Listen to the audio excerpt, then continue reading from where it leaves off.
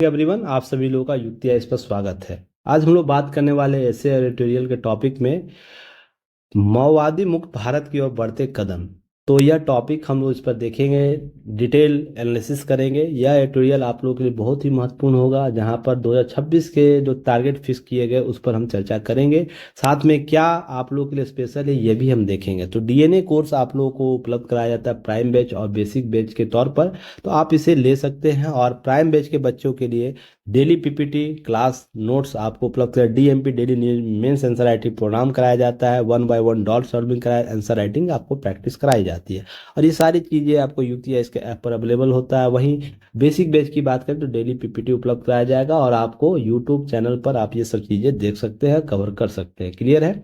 और हम बात करें इसके फी स्ट्रक्चर का, तो वर्तमान में डिस्काउंट के साथ आपको 999 के साथ है। पहले इसका प्राइस आपको 199,999 रखा गया था, 1,999। अब इसका प्राइस आपको डिस्काउंट दिया गया है 999। तो ध्यान रखिएगा, बेसिक बैच बिल्कुल फ्री है, यूट्यूब पर आप इसे देख सकते हैं। तो चलिए, इसके साथ ही साथ ध्यान रखिएगा डीएमपी क्या है। डीएमपी एक डेली मेंस प्रैक्टिस प्रोग्राम है, जिसके तहत मुख्य परीक्षा के उत्तर लेखन के प्रश्न पर आधारित आपको प्राइम बैच और बेसिक बैच के प्रश्नों को उपलब्ध कराया जाता है। हालांकि कॉपी रिव्यू प्राइम बैच के बच्चों को कराया जाता है। 1 बाय 1 मेंटरशिप प्रोग्राम आपको दी जाती है, जिसमें प्राइम बैच के बच्चों को जो परचेज करते हैं उनको उपलब्ध कराई जाती है। उत्तर लेखन में सहायता कराई जाती है, डीएमपी मूल्यांकन कराया जाता है, मॉडल उत्तर दिया जाएगा। ये सब चीज़ें आपको उपलब्ध कराई जाती है। क्लियर है। अब ध्यान रखिएगा, लाइक शेयर सब्सक्राइब भी युक्ति है, इसको जरूर कीजिएगा, सपोर्ट करिएगा। और बेहतर अगर कंटेंट उपलब्ध कराया जाता है तो उसे जरूर शेयर कीजिए अपने दोस्तों के साथ। और हमें टेलीग्राम चैनल पर, यूट्यूब चैनल पर, व्हाट्सएप चैनल पर, इंस्टाग्राम फेसबुक चैनल पर सभी जगह सब्सक्राइब कर सकते हैं, लाइक कर सकते हैं, शेयर कर सकते हैं।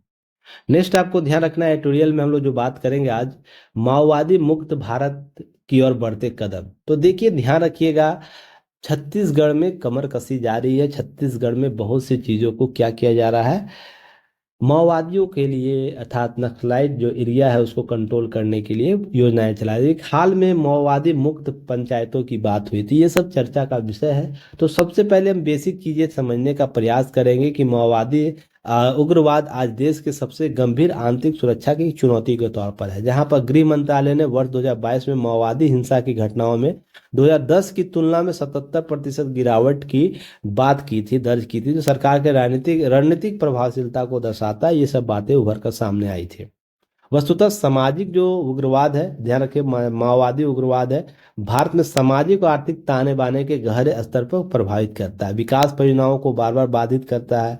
सड़कें और पुल तोड़ दिए जाते हैं, स्कूल तोड़ दिए, स्वास्थ्य केंद्रों को, अर्थात जो सरकार जिन योजनाओं को लोग लोक कल्याण का राज्य के आधार पर पहुंचाना चाहते उसको ही तोड़ दिया जाता, ताकि जनता उससे दूर रहे और वो उनके इकोसिस्टम में। हालांकि ध्यान रखिएगा, माओवादी की शुरुआत कुछ अलग ही रीति से हुए थे। कुछ फैक्ट को हम यहाँ पर पहले चर्चा कर लेंगे। जैसे माओवादी के संदर्भ में बात करें तो माओवादी माओ से तुंग द्वारा विकसित एक साम्यवाद कॉन्सेप्ट है, जहाँ पर सशस्त्र विद्रोह, जन आंदोलन और रणनीतिक गठबंधनों के संयोजन के माध्यम से राज सत्ता पर कब्जा करने का सिद्धांत देता है। हालांकि चीन में यह सफल रहा था, भारत में सफल नहीं हो सकता है। रीजन उसके पीछे, भारत लोकतांत्रिक मूल्यों के साथ आगे बढ़ना चाहता है, सामाजिक आर्थिक न्याय को उपलब्ध कराना चाहता है, लोक कल्याणकारी राज्य की धारणा को विकसित करता है।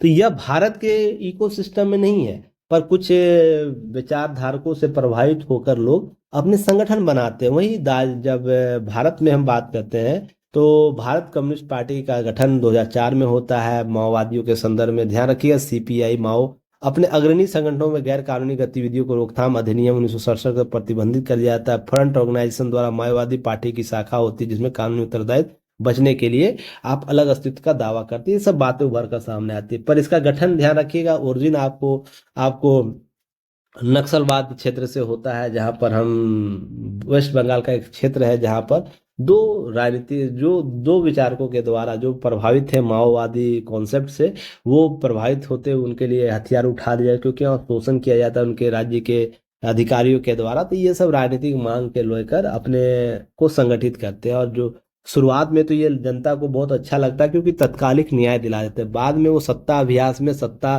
पर कब्जा करने का जब नियत बढ़ जाता है तो लोग उन्हीं लोगों का शोषण फिर से करना शुरू कर देती है। तो जब सत्ता पर जो काबिज होना चाहता है, सत्ता में सुधार करना चाहता है, वही कभी शोषक बन जाता है। ये सब कॉन्सेप्ट पहले भी आप लोग जानते हैं।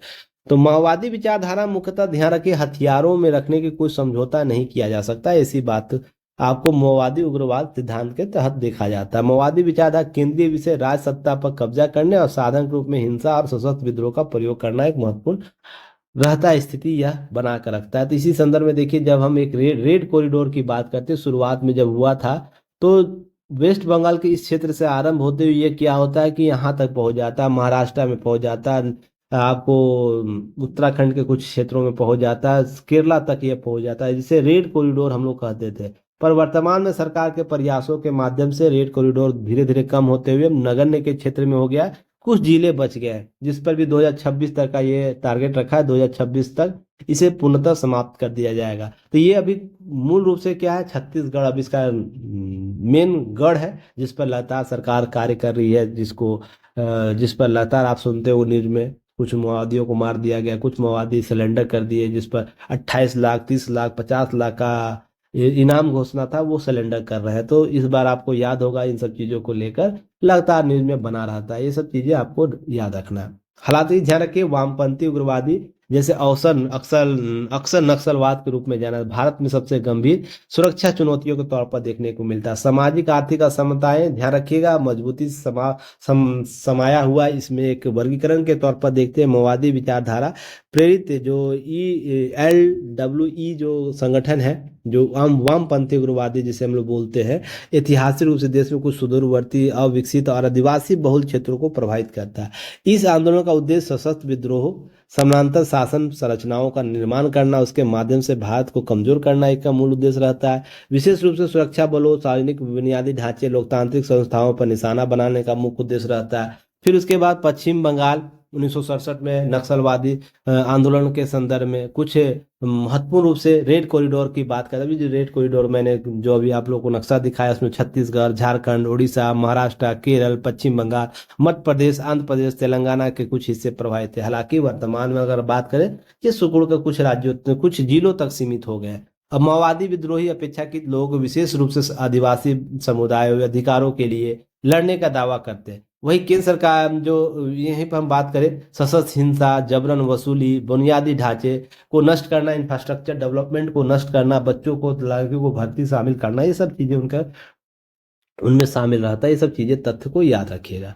हाल के वर्षों में बहुआयामी वामपंथी उग्रवादी जो विरोधी राजनीतिक आपको राजनीतिक जो सुरक्षा परिवर्तन है, समावेशी विकास है, सामुदायिक सहभागिता को मिलाकर महत्वपूर्ण सफलता प्राप्त की। सरकार इस प्रकार से क्या कर रहा है, समावेशी विकास की रणनीति को याद हो, मैं कभी बोलता था कि अगर जम्मू कश्मीर में अगर आपको वहाँ पर आतंकी हमले को कम करना, वहाँ के लोग सहभागिता को कम करना है, तो वहाँ पर विकास के इतने तत्व डाल दो कि वहाँ के लोग हैं ना चकाचौंध हो जाए। तो इस पर देखते हैं आपको हाल ही में पहलगाम में जब इस प्रकार की घटना होती है, जहाँ पर हिंदुओं को देखकर मारा जाता है, तो वहाँ के नायकों को द्वारा विरोध किया जाता है। यह विरोध और भी व्यापक होना चाहिए था, जैसे कि आप नक्स जो आप आतंकवादियों के जनाजों में जिस तरह लाखों की भीड़ जाते हैं ना, वैसे और भी भीड़ यहाँ पर आनी चाहिए, तो जाकर संतुलन बनता। पर धीरे धीरे यह और भी क्रम बढ़ेगा। ध्यान रखिएगा, सरकार और भी योजनाओं को वहाँ लागू करेगी, जनता वहाँ का समान धारा, समान विचारधारा में शामिल होगी, राजनीतिकरण अपना करेगा और अपने आप को सशक्त करने का प्रयास करेगा। उग्रवाद से, नक्सलवाद से, आतंकवादी घटनाओं में शामिल होने से किसी का विकास नहीं होता है, इसका विनाश ही होने वाला। रीजन उसके पीछे है कि आप सत्ता से, आप एक लोकतांत्रिक व्यवस्थाओं से कब तक लड़िएगा। आप आपको अगर प्रॉब्लम है तो आप सरकार से बात कीजिए, राजनीतिक संगठन बनाइए, अपनी बातों को वैचारिक रूप से रखिए और सत्ता में आकर अपने लोगों के लिए हित में काम कीजिए। वो ज़्यादा व्यापक व्यवस्थाओं का सृजन करेगा, ना कि आप बंदूक उठा लीजिए और राज्य को ही चैलेंज करना शुरू कर दीजिए। राज्य सबसे बड़ा कॉन्सेप्ट होता है ना, देश बचाना, इकोसिस्टम को बचाना बहुत इंपॉर्टेंट पार्ट होता है। तो आप आज न कल आप मारे जाओगे, वो नक्सलवाद के तौर पर हो या आतंकवाद के तौर पर। जब भी आपसे राज्य दो चार हाथ हो जाएगा, जिस दिन अपने हाई प्रायोरिटी में आपको रख दिया, उस दिन आप नास्तो नाबूद हो जाओगे। जैसे अमेरिका का आप देख सकते हैं, जब वो लादेन के द्वारा अमेरिका में हवाई हमला किया गया, उसके बाद उसने प्रायोरिटी पर रख दिया अपने देश में आतंकवाद को। उसके बाद सारे राज्यों, उसके जो जितने भी राज्य, उसको धमकी दे दिया कि तुम अगर जिंदा रहना चाहते हो, दोबारा हमला नहीं देखना चाहते हो, तो हमको सपोर्ट करना होगा और हम एक ऐसा नियम बनाएंगे जिसके आधार पर दोबारा आतंकवादी हमला हमारे देश में नहीं होगा। तो आप देखते हो ऐसे नियम कानून उसने प्रायोरिटी की लिस्ट पर ला कर रख दिया। उसके बाद दोबारा कभी ऐसा छुटपुट घटनाएं भी आपको देखने को नहीं मिलती है। तो ये ऐसे ही जिस दिन राज्य अगर चाह जाए कि हमें अपने देश से, पूरी इकोसिस्टम से ये चीज़ें हटा देनी है, तो उस दिन आपका, उसी दिन आपके क्रियाकलाप समाप्त हो। जैसे अभी 26 तक टारगेट रखा हमारे देश से माओवादी घटना, नक्सलवादी घटना हटा देना है, तो आपको चुन चुन के मारा जाएगा। तो आपसे बेहतर है आप अपने सरकार में भागीदार बनिए। अपने लोगों के लिए अगर चाहते हैं बेहतर सुविधाएं उपलब्ध कराना, तो राजनीतिकरण अपना कीजिए। अपने राजनीतिक अधिकारों के माध्यम से, लोकतांत्रिक व्यवस्थाओं के माध्यम से अपनी मांग रखिए, विरोध कीजिए, राजनीतिक धरनाएं दीजिए। उसके लिए आप व्यापक आधार तय कर पाइएगा और वो एक बहुत ही प्रॉपर कॉन्सेप्ट भी होता है। तो ध्यान रखिएगा, आंदोलन लगातार कमजोर हुआ है, हिंसा भारी कमी आई है, वामपंथी उग्रवादी प्रभावित हुए हैं, राष्ट्रीय प्रमुख धारा में शामिल हुए हैं।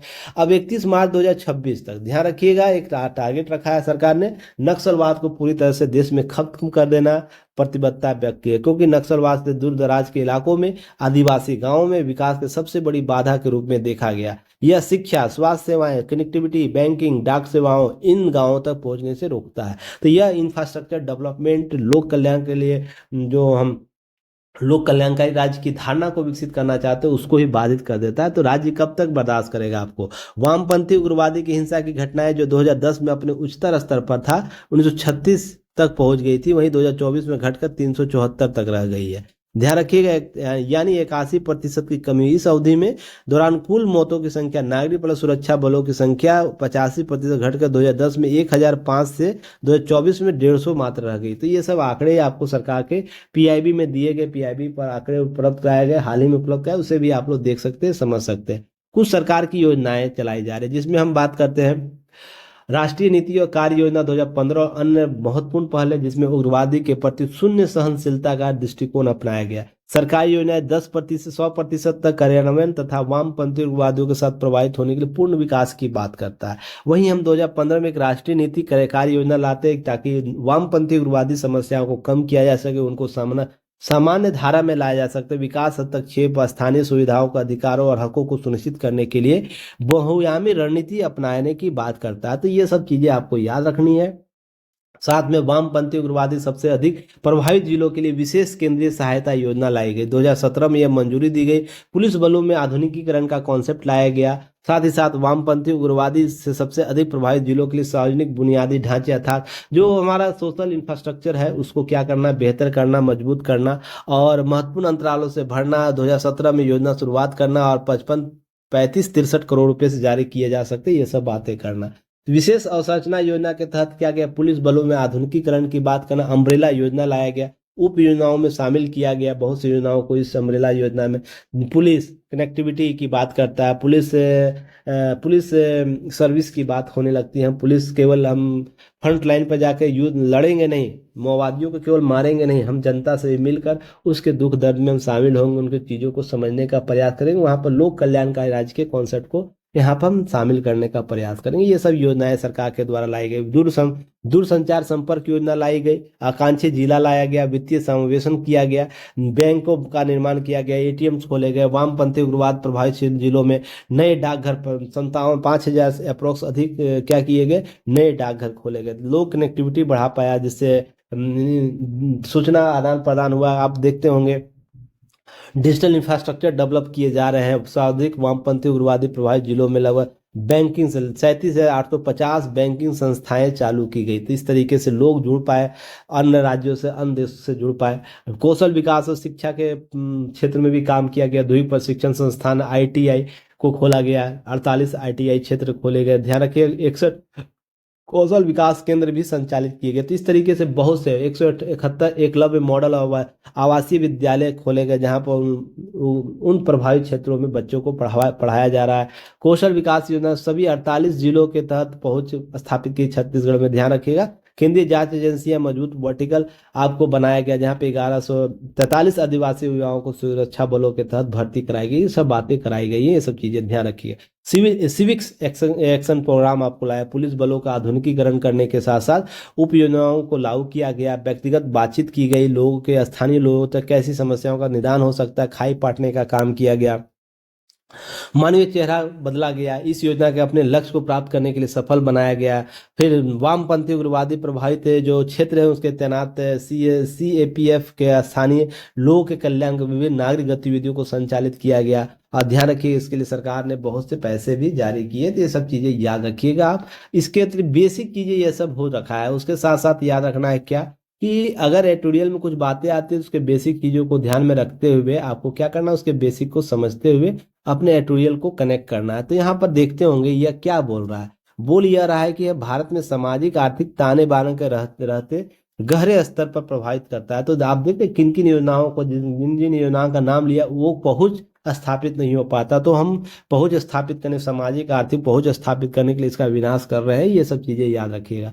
अब है कि जो एनसीबी के आंकड़े हैं, वो माओवादियों की हिंसा के चलते 2005 से 22 तक 8000 से अधिक नागरिक सुरक्षा कर्मियों की जान चली गंवा चुके थे। 5 से 22 तक वो घटकर अब 80% कमी हुई है। आंकड़े मैंने आप लोग को अभी अभी जस्ट बताया, जिससे ग्रामीण हिंसा, अपहरण, हत्या और वसूली जैसे अपराधों में इन क्षेत्रों अर्थव्यवस्था जो था अव्यवस्थित कुचक्र में यह शामिल हो गया। शिक्षा का अधिकार बाधित था।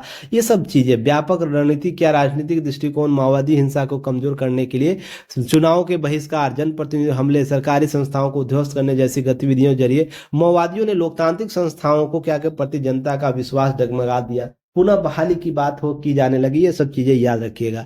अब क्या हो रहा है, लिहाज से माओवादी की चुनौतियां आपको सामने होते हुए दिख रही है। सुरक्षा क्षेत्र में पुलिस बलों और अर्धसैनिक बलों की क्या आधुनिकीकरण और स्पेशल ऑपरेशन ग्रुप से ग्रैंड हार्ट्स आपको स्थापित किए जा रहे हैं। जो अभी मैंने नाम लिया, पुलिसों का आधुनिकीकरण कैसे किया जा रहा है, अर्धसैनिक बलों का आधुनिकीकरण कैसे किया है। 2021-22 से सरकार 300 से अधिक जो फॉरवर्ड ऑपरेटिंग बेस है वो स्थापित किए हैं, ताकि लोगों तक पहुंच स्थापित किए।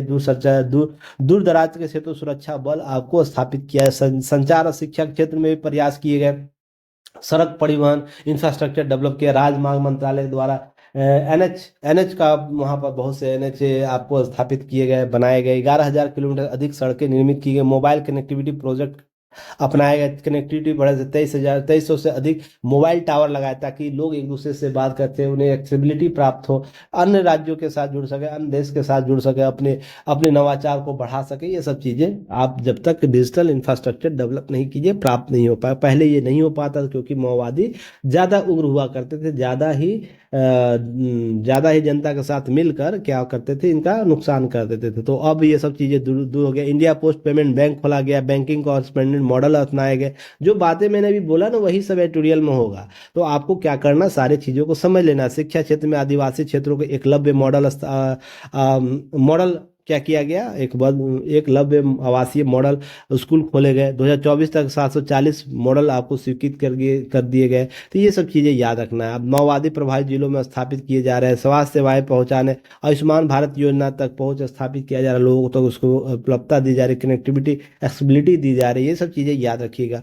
फिर आदिवासी मित्र योजना, युवा समर्थन केंद्र, जन जागरूकता अभियान के माध्यम से जनता के माओवादियों प्रोपेगेंडा को बचाने के लिए उन्हें विकास की मुख्य धारा में जोड़ने की बात की जा रही है। लोग एनजीओ भी इस पर काम कर रहे हैं। जो नॉन स्टेट एक्टर के तौर पर, जो पॉजिटिव नॉन स्टेट एक्टर होते हैं, जिसे हम एनजीओ के तौर पर भी हम कहीं कहीं देखने लगते हैं। तो ये सब चीज़ें भी क्या होते हैं, बहुआयामी विकास के तौर पर, सामूहिक दृष्टिकोण के तौर पर इसे लाभ दे रहा है। तो ये सब चीजें याद रखनी है आप लोग को। पहली आवश्यकता है स्थानीय प्रशासनिक संरचनाओं को मजबूत करना, भ्रष्टाचार कठोर नियंत्रण रखना, सुशासन और पारदर्शिता को बढ़ाना। ये सब मुख्य उद्देश्य है, जिसके तहत हम क्या कर पाएंगे, इन क्षेत्रों में जन सहभागिता बढ़ा पाएंगे, प्रशासन को और भी लचीला कर पाएंगे, समावेशी विकास को सुनिश्चित कर पाएंगे। ये सब चीजें याद रखिएगा। शिक्षा कौशल विकास के क्षेत्र में भी प्राथमिकता देकर सरकार क्या करे, आदिवासी युवकों को वैकल्पिक आजीविका उपलब्ध करा रही है, जिससे माओवादी और विचारधारा को प्रभावित होकर ये सब चीज़ें आप देखते होंगे, ये सब चीज़ें आपको हो रही है, ताकि सरकार इसके लिए प्रतिबद्ध हो सके। आप सुरक्षात्मक दृष्टि से आधुनिक तकनीक, कृत्रिम बुद्धिमत्ता, आप डाटा एनालिटिक्स का उपयोग कर बढ़ाकर माओवादी गतिविधियों को रोकने का प्रयास कर रहे हैं। ये सब चीज़ें आपको ध्यान, अधिकार जो माओवादी जो उग्रवादी केवल एक सुरक्षा चुनौती नहीं, बल्कि इसके सामाजिक आर्थिक समस्या भी एक समस्या के तौर पर देखे, समावेशी मॉडल अपनाकर इनको दूर करने का प्रयास। भारत आज निर्णायक मोड़ पर है। माओवादी प्रभाव सिमट रहा है, कुछ राज्यों के कुछ जिलों तक सीमित रह गया है। माओवादी मुक्त भारत लक्ष्य प्राप्त करने के लिए जो 2026 का टारगेट है, उसमें हम समावेशी नीतियों और जनता के विकास के साथ हम बेहतर समावेशन कर सकते हैं। ये सब चीजें याद रखिएगा, बहुत ही महत्वपूर्ण टॉपिक है, इसको अच्छे से कवर करना है। माओवादी मुक्त भारत की और बढ़ते ही आपको इंटरव्यू में प्रश्न पूछेगा, मेंस में तो प्रश्न पूछेगा, यहाँ से बहुत बार पूछेगा, याद रखिएगा। अगर नक्सलवाड़ से बिहार में बना वेस्ट बंगाल के नक्सलवाड़ क्षेत्र से जब नक्सलवादी गतिविधियां शुरू होती है, वर्तमान तक कैसे आती है, उसके संदर्भ में, उसके विकास क्रम से संदर्भ में, नक्सलवाद किस धारणा के साथ काम करती है, साथ ही साथ वो कैसे राज्य के लोक कल्याणकारी राज्य की धारणा को अविकसित कर देती है या प्रभावित कर दी, इससे संबंधित प्रश्न आपसे पूछे जा सकते हैं। राज्य के क्या दायित्व बनते हैं इस मामले में, यहाँ से भी प्रश्न पूछेंगे। तो आप इन सभी चीज़ों को अच्छे से कवर करने का प्रयास कीजिएगा। कोई भी क्यूरी हो तो दिए गए नंबर से आप कॉन्टेक्ट करिएगा, कोई भी क्यूरी हो तो दिए गए नंबर से बात करिए, समस्या का समाधान कीजिए, और पेड ग्रुप ज्वाइन कीजिए, अपने दोस्तों तक शेयर कीजिए, ताकि हम और भी लोगों तक पहुंच स्थापित कर ले। तब तक के लिए धन्यवाद। जय हिंद।